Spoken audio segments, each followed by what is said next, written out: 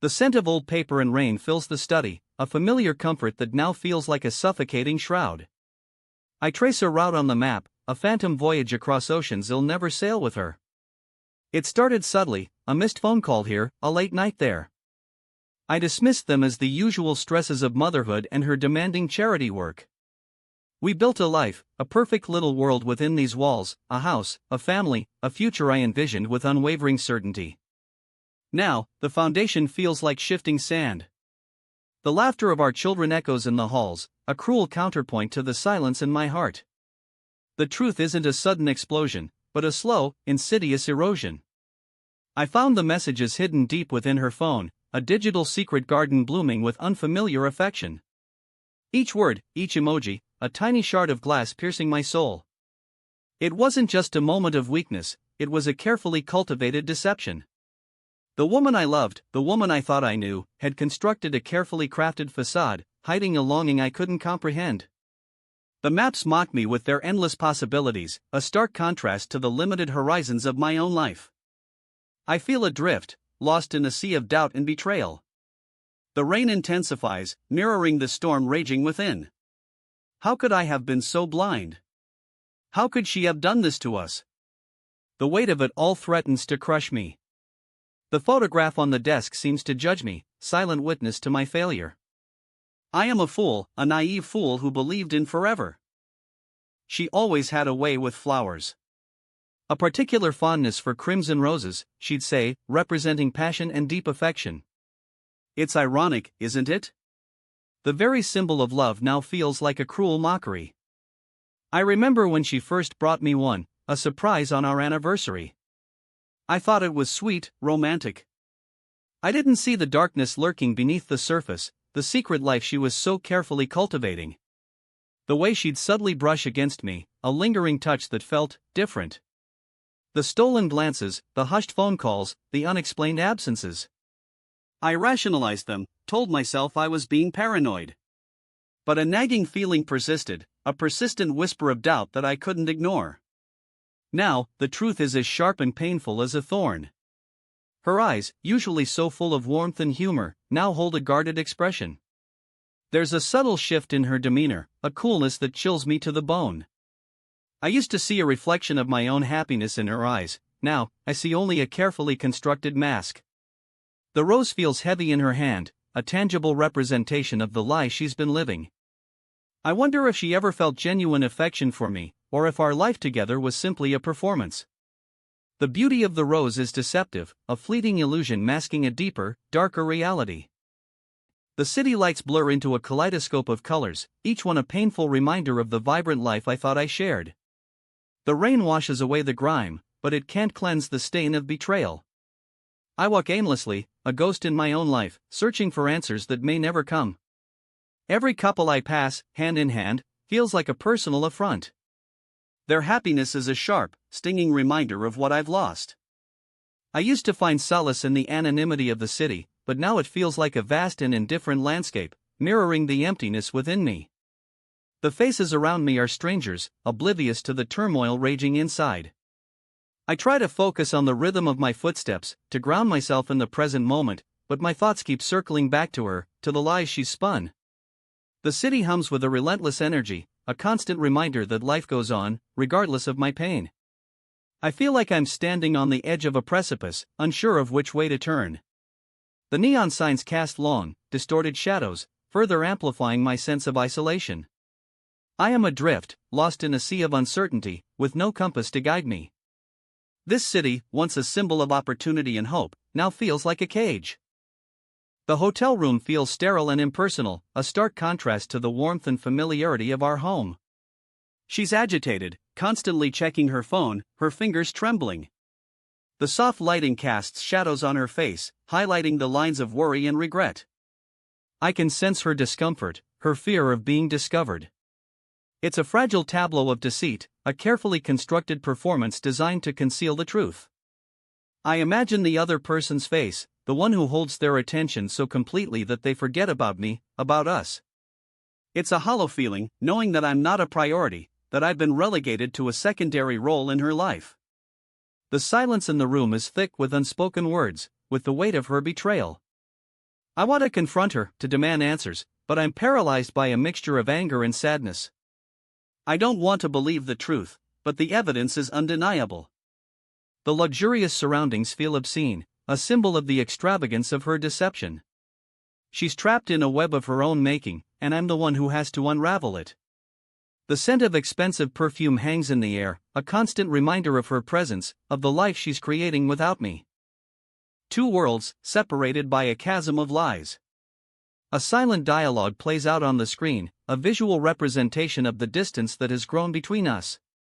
I'm lost in the labyrinth of my own thoughts, trying to make sense of the chaos. She's looking out at the city, searching for something, perhaps a sense of freedom, perhaps a fleeting moment of escape. The pulsating line of light connects us, a fragile thread of shared history, a reminder of what we once had. But the connection is weakening, fraying at the edges. The city lights twinkle like distant stars, indifferent to our pain. I reach out, wanting to bridge the gap, but I'm held back by a fear of what I might find. The split screen emphasizes the isolation, the feeling that we're both trapped in our own separate realities. The map in my hand feels like a burden, a symbol of a future that's been irrevocably altered. Her gaze is distant, unfocused, as if she's already moved on. The line of light flickers, threatening to disappear altogether. I feel a profound sense of loss, a grief that's both sharp and dull. The city hums with a relentless energy, a constant reminder that life goes on, regardless of our suffering. The glass crunches under my feet, a harsh, unforgiving sound. The photograph lies shattered on the floor, a poignant symbol of the broken dreams and shattered trust. Our family, frozen in a moment of happiness, now reduced to fragments. Each shard reflects a distorted image of what we once were, of what we could have been. I kneel down, carefully picking up a piece of glass, the edges sharp and dangerous. It's a physical manifestation of the pain that's tearing me apart. The faces of my children stare back at me, their innocent eyes filled with a confusion they don't understand. How do I explain this to them? How do I protect them from the fallout of my wife's betrayal? The dust motes dance in the dim light, like lost memories swirling around me. Everything feels tainted, contaminated by the truth. The photograph was a symbol of our unity, of our shared identity. Now, it's a painful reminder of what's been lost. I feel a surge of anger, a bitter resentment towards her, towards the woman who destroyed our family. The rain washes over me, a relentless torrent of sorrow. I stand alone in the downpour, feeling exposed and vulnerable. The city lights blur into streaks of color, a distorted reflection of my fractured world. I'm soaked to the bone, but the cold doesn't penetrate the numbness that has settled over me. It's a cleansing rain, I suppose, washing away the illusions, the lies, the false sense of security. But it doesn't heal the wounds. It doesn't bring back what's been lost. I close my eyes, letting the rain wash over my face, trying to find some solace in the chaos. The sound of the rain is deafening, a constant reminder of the storm raging inside me. I feel like a ship adrift at sea, tossed about by relentless waves. I am utterly alone, abandoned by the woman I loved, by the life I built. The rain continues to fall, a mournful dirge for a shattered dream. I almost called her. Almost confronted her, demanded answers. But the words caught in my throat, choked by a mixture of anger and despair. The urge to lash out, to tear her apart, was overwhelming. But I hesitated. I couldn't bring myself to stoop to her level. There was a part of me, a small, fragile part, that still clung to the hope that there was some explanation, some reason for her actions. That maybe, just maybe, she hadn't meant for things to turn out this way. But deep down, I knew it was futile. The damage was done. The trust was broken. The love was gone. The hand reaches out, a gesture of desperation, of longing. But then it retracts, pulled back by a sense of resignation. It's a futile gesture, a symbolic representation of my own powerlessness. I pick up the teddy bear, a relic from my daughter's childhood. It's worn and faded, covered in patches, but it still holds a faint scent of her. I trace the outline of the bear's stitched nose, remembering the countless hours she spent cuddling it. My children are the only thing that truly matters.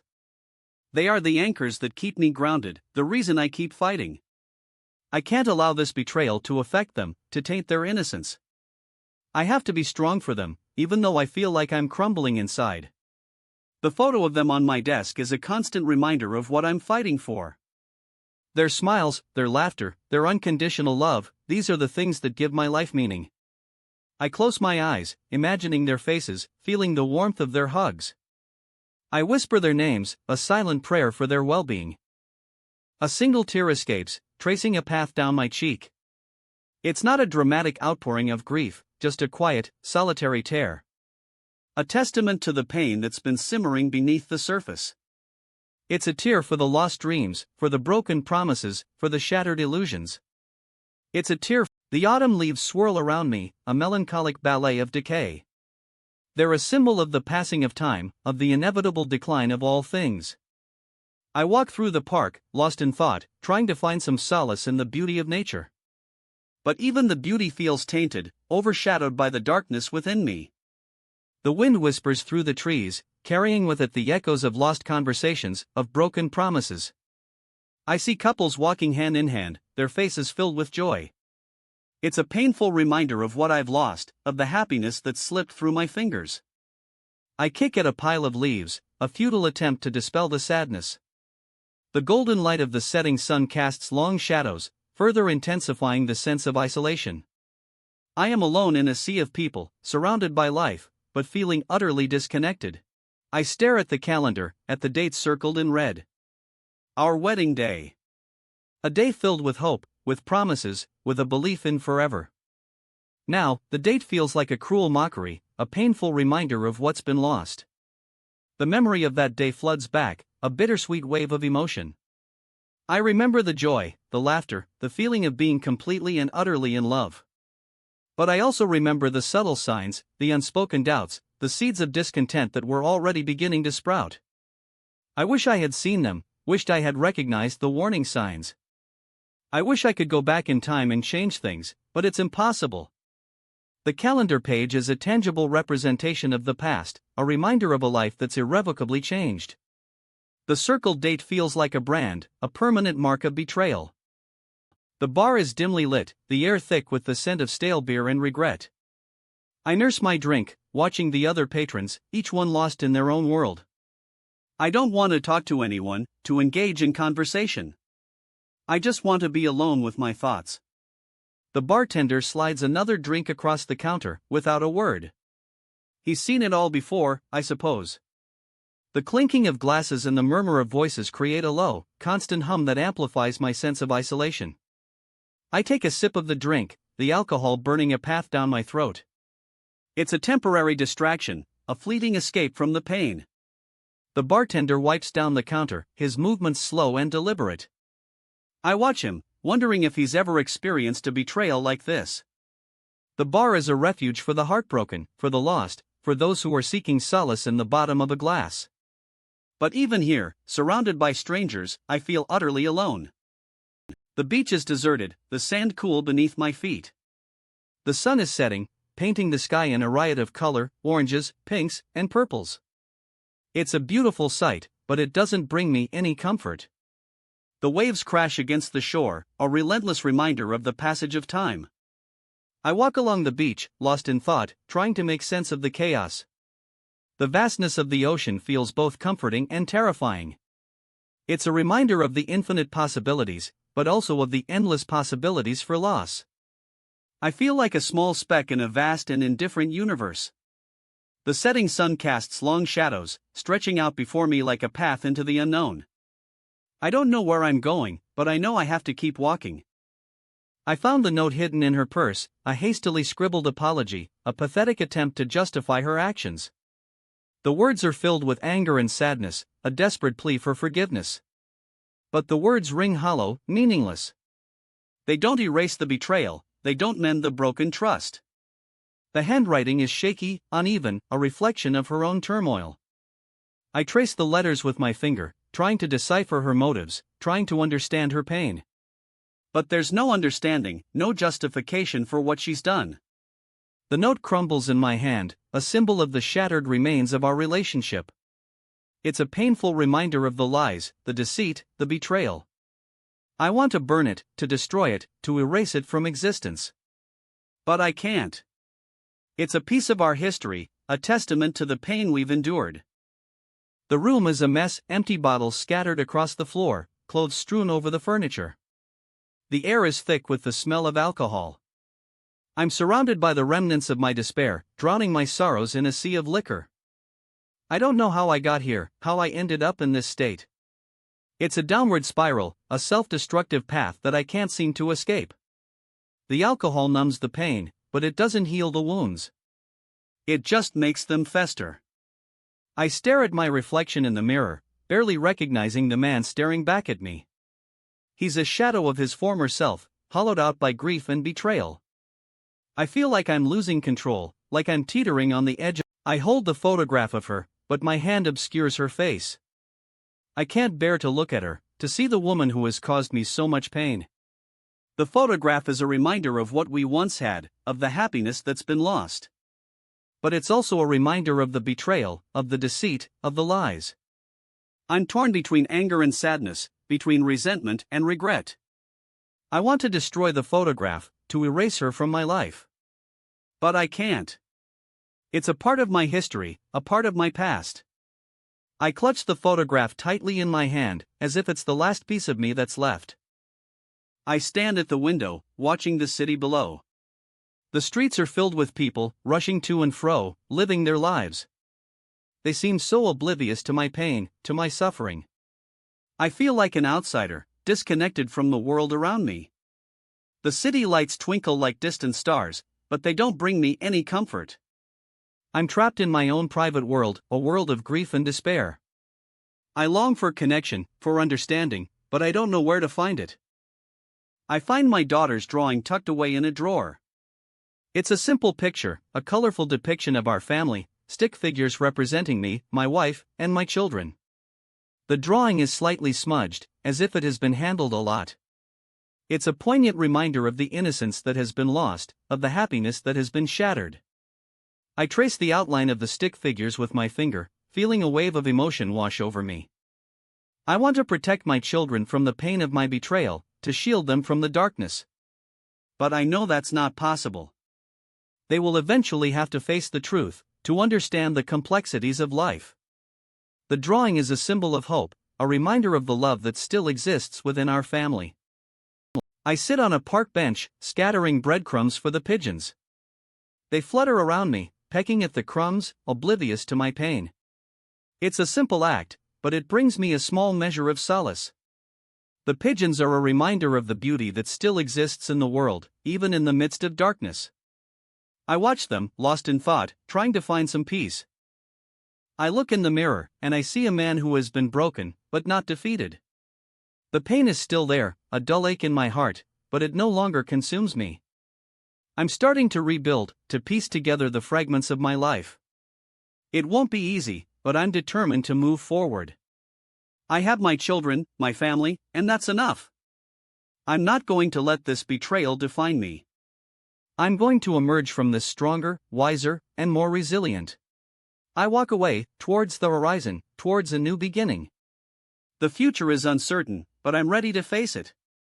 I've learned a painful lesson, but I've also learned that life goes on. There is still hope, still beauty, still love in the world. I am walking towards a future that I can't yet see, but one that I'm determined to create.